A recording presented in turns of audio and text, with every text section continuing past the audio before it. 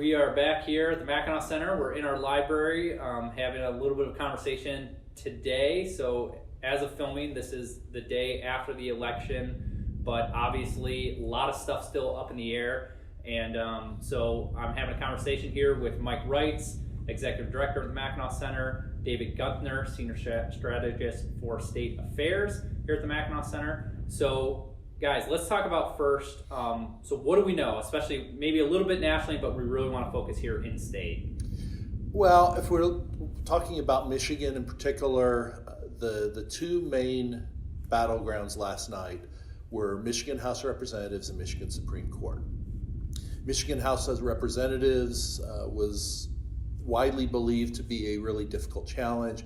If you talk to the insiders in Lansing, for the Republicans to hold, for the whether the Republicans hold, most of the conventional wisdom was that it was going to be within a range of 56-54 to the Republicans versus 56-54 to the Democrats.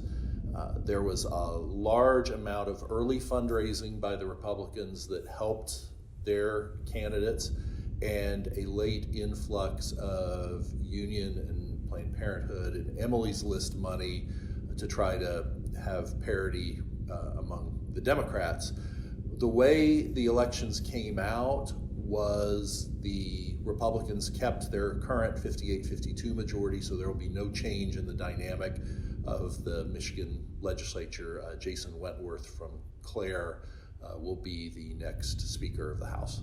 And that's important because so the Senate wasn't up, the governor wasn't up in Michigan, but we have a Republican Senate, we have a Democratic governor, Republican House. That means the Republicans would maintain control, helps for things like budgeting and that kind of thing.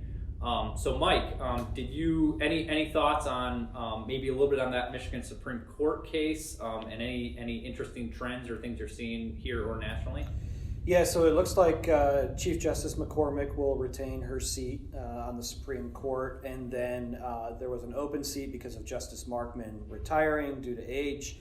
It looks like the Democrat-nominated candidate is leading right now, although I don't know, as we're talking, if that's been called. So on a tally of Democrat versus Republican-nominated justices, there is a bit of a shift on the Michigan Supreme Court. And then nationally, at this point, it's too early to say for sure what the outcomes will be, although it looks likely that the Senate, the U.S. Senate, will stay in Republican hands. But the presidential they're still working on counting votes in Michigan and Pennsylvania and a couple of their states. Yeah, so I guess the one thing we can say safely is that the pollsters weren't great again. So I certainly know going into this that most people I talked to widely thought it would be a pretty solid victory for the Democrats. If you looked at the projections from people, most projected that the Democrats would take the U.S. Senate. So we don't know where those numbers are going to end up. But again, the projections weren't great. Do you have anything on that, David? Well, I was on a webinar last night. There was a legislative service here in Michigan that commissioned an exit poll. And at 9 o'clock, they had the results. And those results showed Joe Biden carrying Michigan's presidential vote by 12 points. And safe to say, not going to happen. There was no way that was going to be more than 1 or 2 because of the difference in voter intensity, the difference in that. 4 years ago, there was the documented trend of the shy Trump voter who just wouldn't tell what they were doing, either because they were scared of personal recriminations for their job, their family, their property, or because they simply had no credibility or belief in what they termed the fake news. And that only amplified in this year's election. I had a couple of people who told me in the weeks leading up that they had gotten calls from pollsters and that they made it sound like they were Bernie-crats just to screw with the pollster. Yeah, I think it's too early to say there's some sort of massive referendum on the utility of polling in political races. Certainly comparing 2016 to 2020, there was a lot more maybe internal modesty or humility among the pollsters in terms of their methodology. Being careful to take into account things that they may have missed in previous cycles, or certainly in 2016. And I'm not enough of an expert on the polling process to say particularly what they might need to change moving forward. But I think it will be interesting to watch how polling organizations have to revamp their processes moving forward, particularly with younger voters coming up and more mobile phones and all of that. And then most difficult, how to account for the person who might say one thing to the pollster and then do something different. I believe what you're going to see, there was a pollster who I had worked with in my previous think tank employment that had done some polling for us in the early part of the decade, but about the middle part of the decade, they shifted their line of business away from polling and into data modeling. There's so much consumer data out there now that you can tell voting patterns and where the people are going to come down on issues based on what television shows they're watching, where they're shopping, all those sorts of data like that. I think you will start to see over the next few years more campaigns shifting the dollars that they had put into polling and instead deciding, what does our voter look like? What does our supporter look like?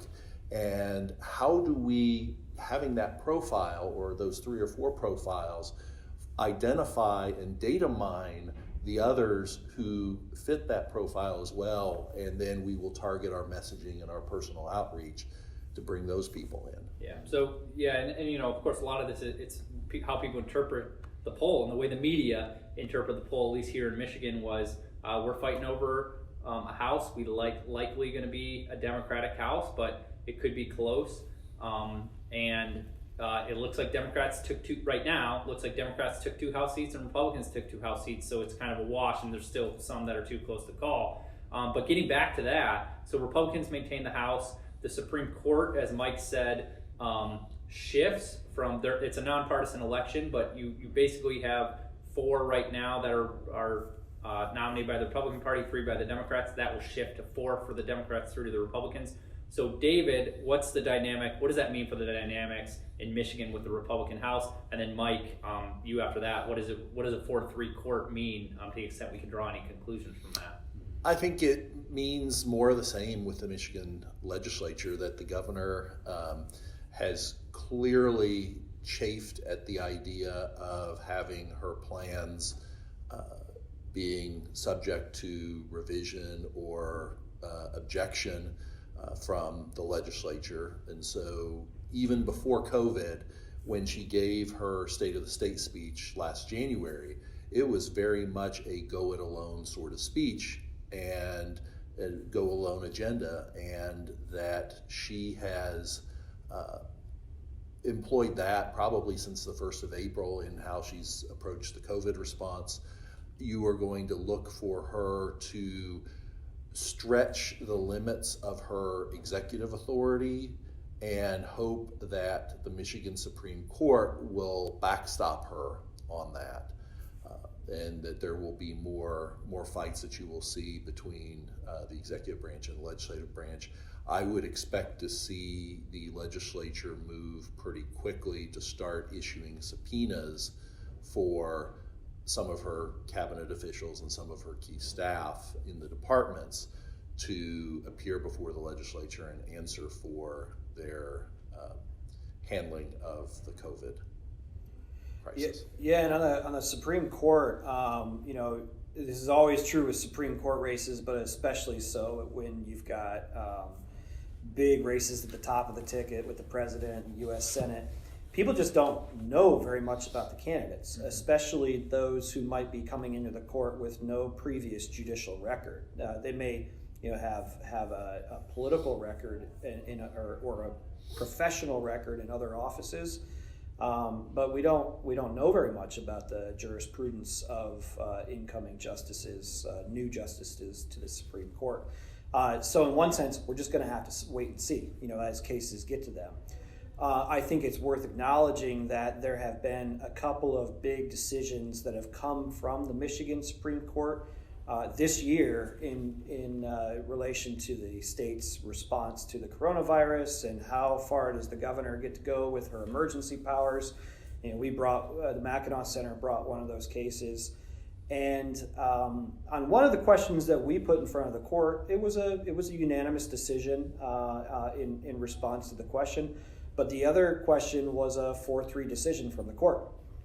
So change the makeup of the court, add some new members in, take some out, and you could get a different kind of outcome for similar sorts of lawsuits. Obviously, that's highly speculative at this point, but it does change perhaps some of the calculations of final resolution of policy questions in the middle of a pandemic. Yeah.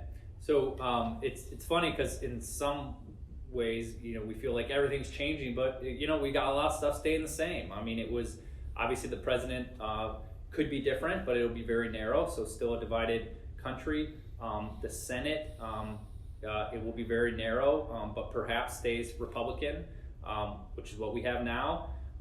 And Michigan House stays Republican here in the state, and maybe one tweak of a Supreme Court's seat, but in a lot of ways things are going to kind of continue to operate as they have been, and from your perspective it could be good or it could be bad. How about for both of you, in terms of nationally, there's been a lot of talk of potentially really major changes if you get a Democratic House, which looks very likely that's going to stay Democrat, a Democratic Senate and a Democratic President, in terms of packing the Supreme Court, in terms of doing things like outlawing right to work laws at the local level. Any thoughts on how the election affects those types of things? I believe when all the states are settled, the Republicans will maintain control of the U.S. Senate, and that takes the big societal transformation issues off the table for at least the next 2 years. There will be no 2 seats added to the Supreme Court under Senate Majority Leader Mitch McConnell.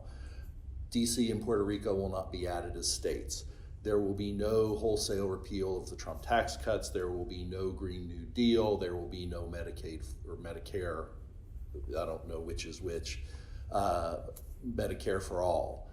But so as far as the big policy issues, there will be, I think you'll have a roadblock in the Senate on those.